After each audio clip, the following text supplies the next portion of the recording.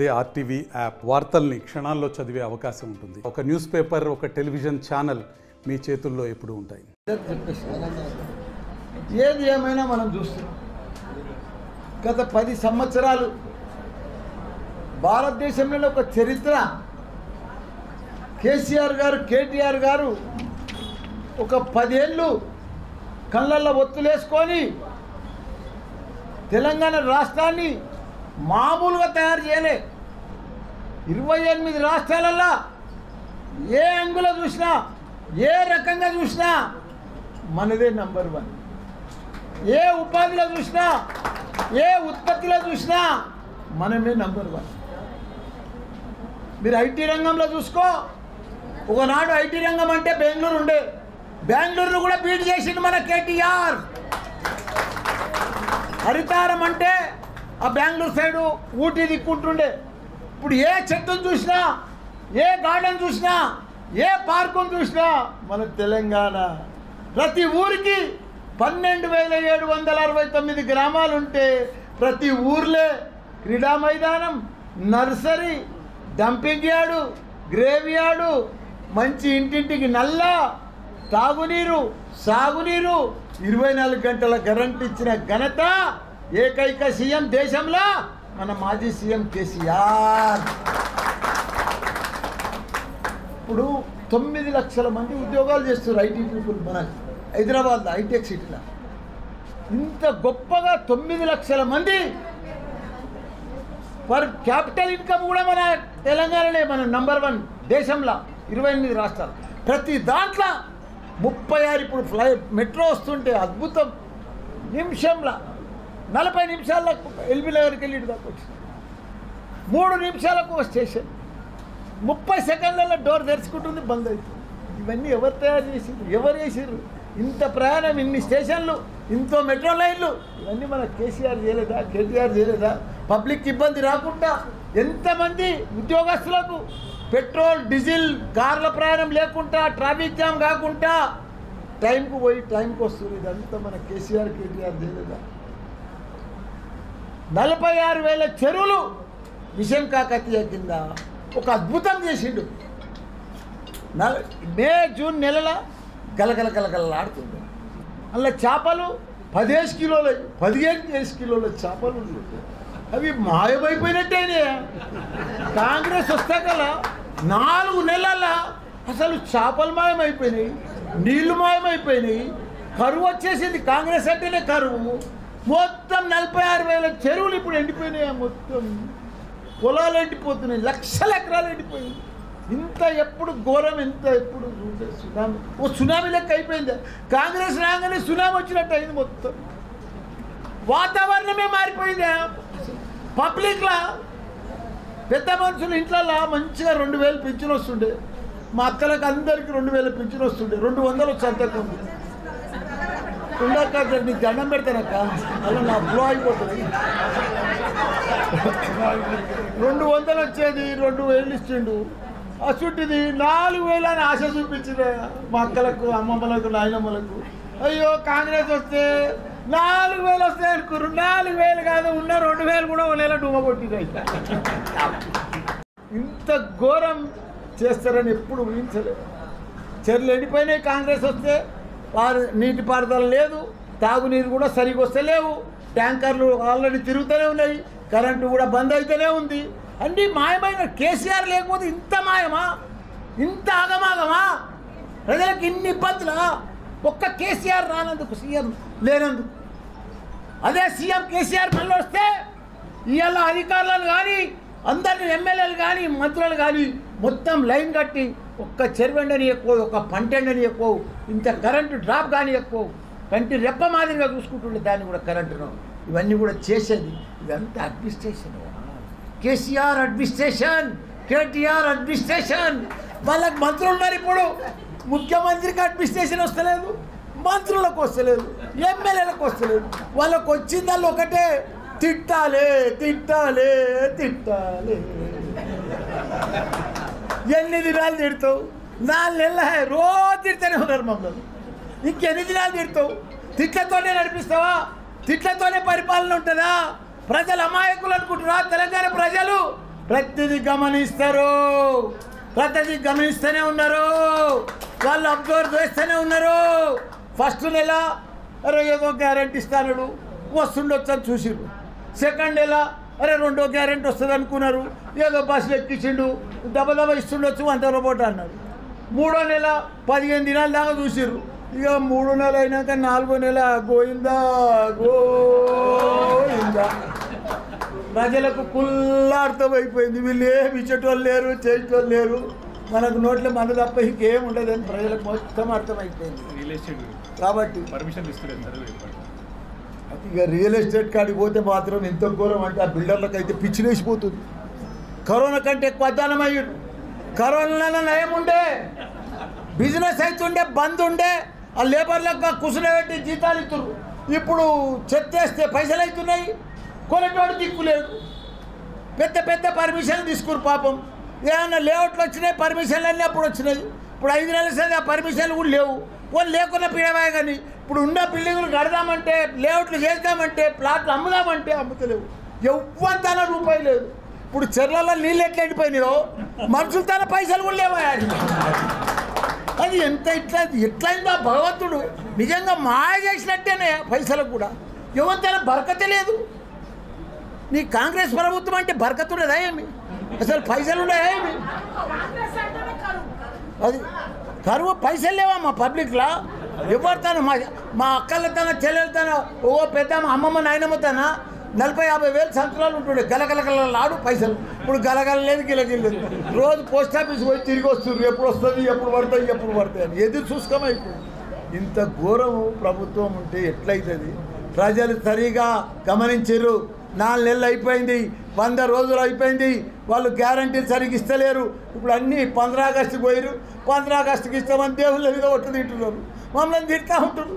మీరు వండ్రి మేము ఇస్తాం, మీరు రాజీనామా చేస్తారా, మీరు ఉంటారా? అరే మీరు ఇచ్చేది 100 రోజులలో ఇస్తాను, ఒక ఇచ్చేస్తే కదా. ఇక మాదెందుకయ్యా మాకు ఇవన్నీ పంచాయతీలు? ప్రభుత్వం మీద ఉంది, మంత్రులు మీరున్నారు, అధికారం మీకుంది, వ్యవస్థ మీ చేతిలో ఉంది, గది కూడా కదా. అదే మీ జాగాలో మాకు కేసీఆర్ ఉంటే ఇలా ఇది కరువు రాకపోవు, నీళ్ళ ప్రాబ్లం రాకపోవు, పింఛన్ల ప్రాబ్లం రాకపోవు, ఇదంతా కరెంటు ప్రాబ్లం కూడా రాకపోవు. రైతులు అయితే బాధపడుతున్నారు. 15,000 ఇస్తా అంటే వాళ్ళు కూడా నమ్మిండ్రు. 10,000కు పోయి 15,000 వస్తున్నారు. నమ్మకం అంతా మోసమైందే. కాంగ్రెస్ అంటేనే మోసం. ప్రజలకు అర్థమైపోయింది. వీళ్ళ మాటలు వద్దు, పార్ట్ 1 వద్దు, వీళ్ళది పార్ట్ 2 వద్దు, వీళ్ళే వద్దు, మా కేసీఆరే ముద్దు అని డిసైడ్ అయిపోయారు ప్రజలంతా. ఎంపీ ఎలక్షన్లో కేసీఆరే కావాలి. కేటీఆర్ అయ్యా ప్రపంచంలో ఇండియాలో అట్లా అసంటి ఐటీ మంత్రి లేడు. ఇండియాలో 28 రాష్ట్రాలలో అసంటి ఐటీ మంత్రి లేడు. ఎందుకంటే అంత స్మార్ట్, అంత ఇంగ్లీష్, అంత స్పీచ్, దౌస్ పోతే అంత అట్రాక్షన్, అంత ఇండస్ట్రీని, ప్రతి ఒక్కరిని ఇన్వెస్టర్లను ప్రతి ఒక్కరిని కూడా ఇంప్రెస్ చేసి పెద్ద పెద్ద ఇన్వెస్టర్లను, మల్టీనేషనల్ కంపెనీలను మన హైదరాబాద్ తీసుకొచ్చిన ఘనత కేటీఆర్. అసలు నాయకుడు దొరికేది కష్టం. మన అదృష్టం, మన పిల్లల అదృష్టం. మన పిల్లలంతా ఇంజనీర్ చదువుకుంటే ఏడ జాబ్ చేయాలి? ఇవాళ అమెరికా పోయినా హైదరాబాద్ అంటే బాగుంది.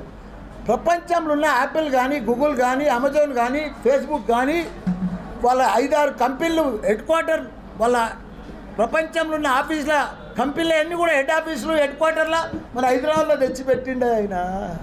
వాళ్ళకి మంచిగా ల్యాండ్లు ఇచ్చి ఇవన్నీ ఇచ్చి, అందుకే మనకు 9 లక్షల మంది పనిచేస్తున్నారు. ఇక మన పిల్లలు మనకి ఎంతమంది ఉద్యోగాలకు కొదవలేదు, దేనికి కొదవలేకుండా చేసిండే. ఇవాళ ఒక చెట్టును చూస్తే మనకు కేసీఆర్ కనిపిస్తాడు, ఓ చెరువును చూస్తే కేసీఆర్ కనిపిస్తాడు. ఇప్పుడు ఆ ఎండిపోయిన చెరువును చూస్తే రేవంత్ రెడ్డి కనిపిస్తుంది.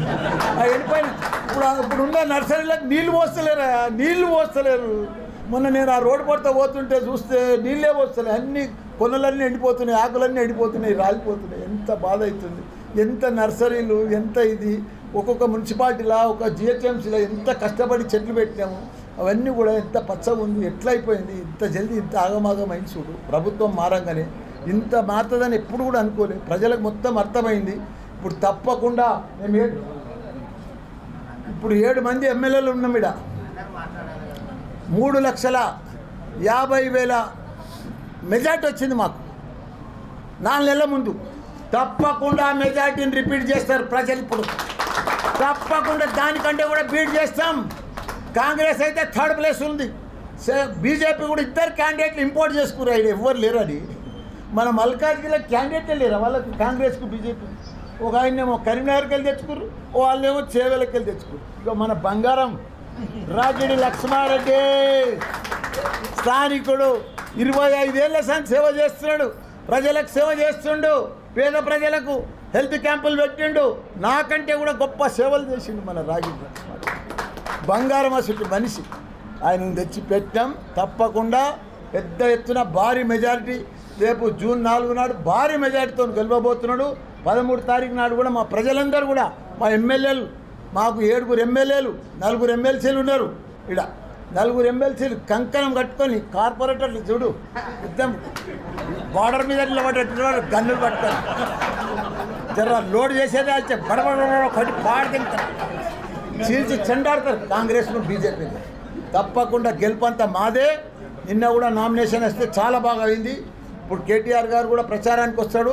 పెద్ద ఎత్తున మేము గెలవబోతున్నాం. ఈ సీటు ఫస్ట్ సీటు భారీ మెజార్టీ, దేశంలోనే పెద్ద సీటు 37 లక్షల సీటున్న ఎంపీ సీటు భారీ మెజార్టీతో గెలిచి మా రాగిడి లక్ష్మారెడ్డిని గెలిపించి మా సీఎం కేసీఆర్ గారికి, మాజీ సీఎం కేసీఆర్ గారికి గిఫ్ట్ ఇస్తామని కూడా మేమందరం కూడా గిఫ్ట్ ఇస్తామని కూడా మనవి చేస్తున్నాం. జై తెలంగాణ, జై కేసీఆర్. రాగిడి లక్ష్మారెడ్డి గారు మల్కాజ్గిరి బరిలో బీఆర్ఎస్ అభ్యర్థిగా కేసీఆర్ గారు ఆశీర్వదించుకుంటున్న లక్ష్మారెడ్డి గారికి మరి మీకు అందరికీ సుపరిచితులు. మరి రాష్ట్రం ఇళ్లను దాటి మరి భారతదేశ వ్యాప్తంగా ఇప్పుడు ప్రపంచవ్యాప్తంగా ఫేమస్ అయిన మన మాజీ మంత్రి మల్లారెడ్డి గారు మరియు సోదరుడు మరి వివేక్ గారు కుత్బుల్లాపూర్ శాసనసభ్యులు, మరి ఉప్పల్ శాసనసభ్యులు రాగిడి లక్ష్మారెడ్డి గారు, మరి మరొక శాసనమండలి సభ్యులు మా దయానంద్ అన్న దగ్గర దయానంద, మరి పత్రికా విలేకరులకు, మరి కుక్కట్పల్లి నియోజకవర్గ కార్యకర్తలకు, మరి కుత్బుల్లాపూర్ నియోజకవర్గ కార్యకర్తలకు, మిత్రులకు, శ్రేయోభిలాషులకు అందరికీ కూడా హృదయపూర్వక నమస్కారాలు తెలుపుకుంటున్నాను. ముఖ్యంగా ఈరోజు రాష్ట్రంలో పరిస్థితి మీరు అందరూ కూడా గమనిస్తూనే ఉన్నారు. ముఖ్యమంత్రి రేవంత్ రెడ్డి గారు వాగ్దానాల మీద వాగ్దానాలు చేసి మళ్ళీ వాగ్దానాలు పూర్తి చేస్తే మీరు బీఆర్ఎస్ పార్టీ దుకాణం బంద్ చేసుకుంటారని చెప్పేసి అడుగుతున్నాం. మేము మా ప్రియతమ నాయకులు కేటీఆర్ గారు, హరీష్ రావు గారు గతంలో మాకు ఏం చెప్పిందంటే డిసెంబర్ 9వ తారీఖు నాడు సోనియా గాంధీ బర్త్డే సందర్భంగా రుణమాఫీ చేస్తా కాబట్టి అందరు రైతులు పోయి రుణాలు తీసుకోండి, మీరు 9వ తారీఖు నాడు రుణమాఫీ చేస్తా అని చెప్పిండు. మరి నేటికి చేయకపోతే ప్రశ్నించే గొంతులమై మేము ప్రశ్నిస్తే నేను చేస్తా, ఇప్పుడు మీ దుకాణం బంద్ చేసుకుంటారా అని చెప్పేసి అంటున్నాను. ఏమన్నా అంటే పేగులు మెడలేసుకుంటా, బొంద పెడతా, గాడిద కొడుకులారా, కరెంటు దిగనైపోతా, హై టెన్షన్ వారినైతే అని చెప్పి రకరకాలుగా ఈరోజు ప్రజల్ని మభ్యపెట్టి పక్కదారిని పట్టించేసేసి ఆయన చేసిన వాగ్దానాలను చేయలేని పరిస్థితిలో ఉన్నాడు. కాబట్టి దాని మీద మాట్లాడితే ప్రజలు నిలదీస్తారన్న ఉద్దేశంతో ప్రజల్ని పక్కదారిని పట్టించే ప్రయత్నం చేస్తున్న సందర్భంలో ఈ పార్లమెంటు ఎన్నికలు అనేది చాలా ముఖ్యమైన ఎన్నికలు. ఈరోజు రాష్ట్రంలో మీకు అందరూ కూడా తెలిసిన విషయమే. రాష్ట్రంలో కేసీఆర్ గారు 9 సంవత్సరాలు పరిపాలిస్తే ఒక్కరోజు విద్యుత్తు ఆగలేదు, ఒక్కరోజు మంచినీటి కిటకిట రాలేదు. మరి ఈరోజు మీకు అందరూ కూడా జిల్లాలో చూసిండ్రు, మంచినీటి కటకట ఏర్పడింది, విద్యుత్ అంతరాయాలు, మరి అనేక రకాలుగా ఈరోజు రైతు బంధు పథకంలో రైతు బంధు పడుతున్నాయి, అనేక రకాలుగా ఇబ్బంది పడుతుంటే ప్రజలంతా తిరుగుబాటు మొదలైంది. కాబట్టి దాన్ని పక్కదోలు పట్టించడానికి అనేక రకాలుగా కుయుక్తులు కుట్రలు వంతున్న సందర్భంలో మరి పార్లమెంట్ అభ్యర్థిగా మాకు రాగిడి లక్ష్మారెడ్డి గారు అయితే కేసీఆర్ గారు ఆశీర్వదించి పంపిండో మేమందరం శాసనసభ్యులు బాధ్యత భుజస్కంధాల మీద చేసుకొని ఆయన పెట్టిన నమ్మకాన్ని వమ్ము చేయకుండా, కేసీఆర్ గారు పెట్టిన నమ్మకాన్ని వమ్ము చేయకుండా ఖచ్చితంగా బీఆర్ఎస్ అభ్యర్థిని గెలిపిస్తామని చెప్పేసి అందరం కూడా శాసనసభ్యులు, శాసన మండలి సభ్యులు అందరూ కూడా కంకణ బదులైంది. భారతదేశంలో అతిపెద్ద నియోజకవర్గమైన మల్కాజ్గిరి నియోజకవర్గంలో బీఆర్ఎస్ జెండా ఎగిరేది ఖాయం. రేపు పొద్దున పార్లమెంట్లో మన గొంతు వినిపించేది కూడా ఖాయం అని చెప్పేసి సందర్భంగా మనవి చేసుకుంటూ మరి ఇక్కడ విచ్చేసిన సోదరులకు సోదరిమణులకు అందరూ కూడా రేపు రాబోయే ఎన్నికని ప్రతిష్టాత్మకంగా తీసుకొని ఆ బాధ్యతను మీ భుజస్కంధాల మీద వేసుకొని మన అభ్యర్థులు గెలుపు కృషి చేయాలని చెప్పేసి ప్రతి కార్యకర్తను కూడా మరి విజ్ఞప్తి చేసుకుంటూ మరి పెద్దలు కృష్ణారావు గారి వారి ఇంటికి నేను మొదటిసారి రావడం వారికి ప్రత్యేకంగా ధన్యవాదాలు తెలుపుకుంటూ సెలవు తీసుకుంటాను. Thank you. అందరికీ హృదయపూర్వక నమస్కారాలు. ముఖ్యంగా మరి ఈరోజు ప్రోగ్రాంలో పెద్దలు గౌరవనీయులు మాజీ మంత్రివర్యులు మరి మల్లన్న గారికి, అలాగే మరి పెద్దలు శాసనసభ్యులు ఎన్పీ నగర్ సిద్ధిరెడ్డి గారికి, అలాగే పెద్దలు షబీర్పూర్ రాజు గారికి, అలాగే పెద్దలు కూకట్పల్లి శాసనసభ్యులు కృష్ణారావు గారికి, అలాగే మరి రాజశేఖర రెడ్డి గారికి మల్కాజ్గిరి శాసనసభ్యులు, అలాగే శాసనసభ్యులు ఉత్పల్లాపూర్ వివేక్ గారికి, అలాగే ఉప్పల్ శాసనసభ్యులు లక్ష్మారెడ్డి గారికి, ఎమ్మెల్సీ దయానంద్ గారికి, ప్రతి ఒక్కరికి నా హృదయపూర్వక సాయన కూతురు నివేదిత. కేసీఆర్ గారు సాయన కుటుంబానికి నమ్మి మరొకసారి టికెట్ మాకు ఇచ్చినందుకు చాలా ధన్యవాదాలు. ఆ రోజు నుండి నాన్న లేనప్పటి నుండి కూడా మా ఎమ్మెల్యే గారు అందరూ కూడా మాకు వెన్నంటే ఉండేసి మాకు చాలా హెల్ప్ చేస్తున్నారు. మాకు టికెట్ వచ్చిన తర్వాత లాస్య గారి కోసం కూడా వాళ్ళు చాలా కృషి చేసి గెలిపించారు. అన్ఫార్చునేట్లీ 2 months ముందు లాస్య గారు రోడ్ యాక్సిడెంట్లో చనిపోయారు. దాని తర్వాత కేసీఆర్ గారు మళ్ళీ టికెట్ ఇచ్చారండి.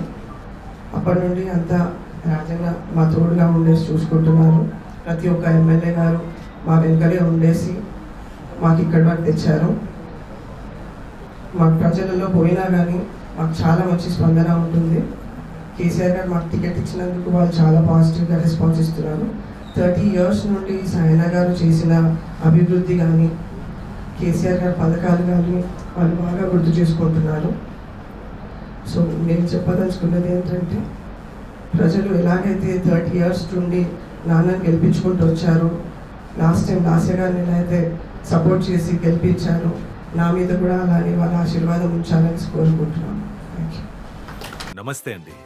ఇది వ్యాపారం గురించి కాదు, ఓటు గురించి. ఎన్నికల్లో ఓటు వేయడం మన హక్కు మాత్రమే కాదు, కర్తవ్యం. ఎంతో మంది మహా నేతలు శ్రమించి ప్రాణత్యాగం చేసి ఈ అవకాశాన్ని మనకిప్పించారు. అందరూ ఓటు వేద్దాం. ఎందుకంటే ఓటు హక్కు ఊరికే రాదు. నా ఓటు ఎవరికో తెలుసా? అది సీక్రెట్ అండి.